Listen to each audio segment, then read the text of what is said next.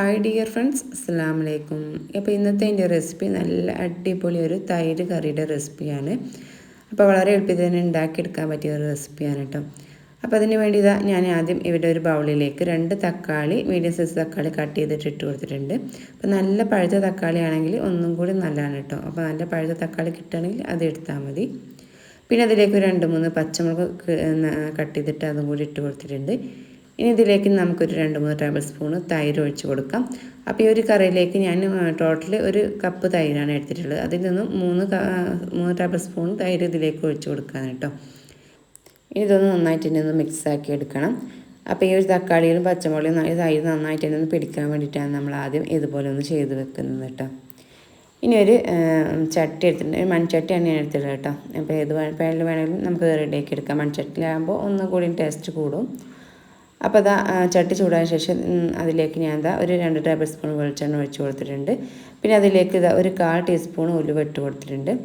പിന്നെ ഒരു 1/4 ടീസ്പൂൺ കടുകും കൂടി ഇട്ട് കൊടുത്തിട്ടുണ്ട് കേട്ടോ. അപ്പോൾ കടുകൊക്കെ ഒന്ന് പൊട്ടി വരുന്ന ഒരു സമയത്ത് ഇതിലേക്ക് ഞാൻ ഒരു മീഡിയം സൈസ് സവാള ഒന്ന് ചെറുതായിട്ട് കട്ട് ചെയ്തിട്ട് അതും കൂടി ഇട്ട് കൊടുക്കുന്നുണ്ട്.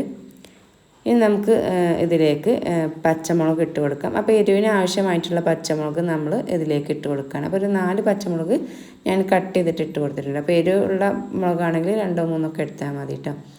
പിന്നെ ഒരു 1/4 ടീസ്പൂണ് ഇഞ്ചി ചെറുതായിട്ട് അരിഞ്ഞതും കൂടി ഇതിലേക്ക് ഇട്ട് കൊടുത്തിട്ട് നമുക്കിതൊന്ന് നന്നായിട്ട് തന്നെ ഒന്ന് വഴറ്റിയെടുക്കണം. അപ്പോൾ എരിവൊക്കെ എത്ര വേണ്ട അതിനനുസരിച്ച് നിങ്ങൾക്ക് പച്ചമുളകിൻ്റെ അളവ് കൂട്ടും കുറക്കുകയോ ചെയ്യാം കേട്ടോ. ഇനി ഇതിലേക്ക് നമുക്ക് കുറച്ച് കറിവേപ്പിലയും കൂടി ഇട്ട് കൊടുക്കാം. എന്നിട്ട് നമുക്ക് ഈ ഒരു ഉള്ളിയുടെ ഒരു കളറൊക്കെ ഒന്ന് ചെറുതായി മാറുന്നത് വരെ ഒന്ന് വഴറ്റി കൊടുക്കണം.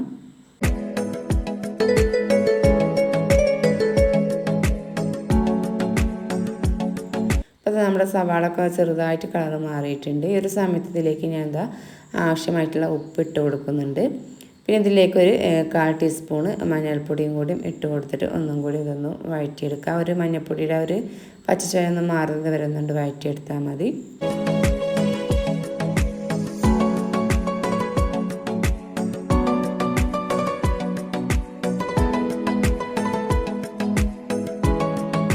ഇനി ഇതിലേക്ക് നമുക്ക് ആ തൈരിൽ മിക്സ് ചെയ്ത് വെച്ചിട്ടുള്ള ഒരു തക്കാളി പച്ചമുളക് ഇതിലേക്ക് ഇട്ട് കൊടുക്കാം. അപ്പോൾ നമ്മൾ മാറ്റി വെച്ചിട്ടുള്ള തൈര് ഇതൊന്ന് ഇളക്കൊന്ന് മിക്സാക്കിയ ശേഷമാണ് ഒഴിച്ച് കൊടുക്കുന്നത് കേട്ടോ. അപ്പോൾ ഞാനതിൽ ഒട്ടും വെള്ളം ചേർക്കാതെയാണ് ഈ ഒരു കറി റെഡിയാക്കി എടുക്കുന്നത്.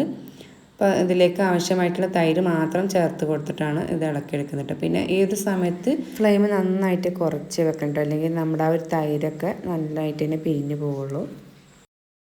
പിന്നെ ഇതിലേക്ക് ഒരു 2-3 ടേബിൾ സ്പൂണ് മല്ലിയിലയും കൂടി ഇട്ട് കൊടുത്തിട്ടുണ്ട്. അപ്പോൾ മല്ലിയില ഇട്ടിട്ടുണ്ടെങ്കിൽ ഒരു പ്രത്യേക ഫ്ലേവറാണ് കേട്ടോ ഈ ഒരു തൈരിന്. അപ്പോൾ എന്തായാലും ഇതുപോലെ ഒന്ന് ഉണ്ടാക്കി നോക്കണം. ഞാൻ ബാക്കിയുള്ള ആ തൈരും കൂടി ഇതിലേക്കൊന്ന് ഒഴിച്ചു കൊടുക്കുന്നുണ്ട്. അപ്പോൾ ഈ ഒരു സമയത്ത് ഞാൻ ഫ്ലെയിം ഓഫ് ചെയ്തിട്ടുണ്ട്.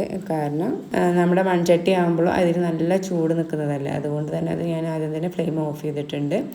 ഇനി നമുക്കിതിലേക്ക് ആവശ്യമായിട്ടുള്ള ഉപ്പും കൂടി ഇട്ട് കൊടുക്കുന്നുണ്ട്. എന്നിട്ട് നന്നായിട്ട് ഇനി ഒന്ന് ഇളക്കിയെടുക്കുന്നുണ്ട്. അപ്പോൾ നമ്മുടെ കുട്ടികൾക്കൊക്കെ സ്കൂളിലേക്ക് കൊടുത്തേക്കാൻ പറ്റിയ അടിപൊളി ഒരു തൈര് കറിയാണ്.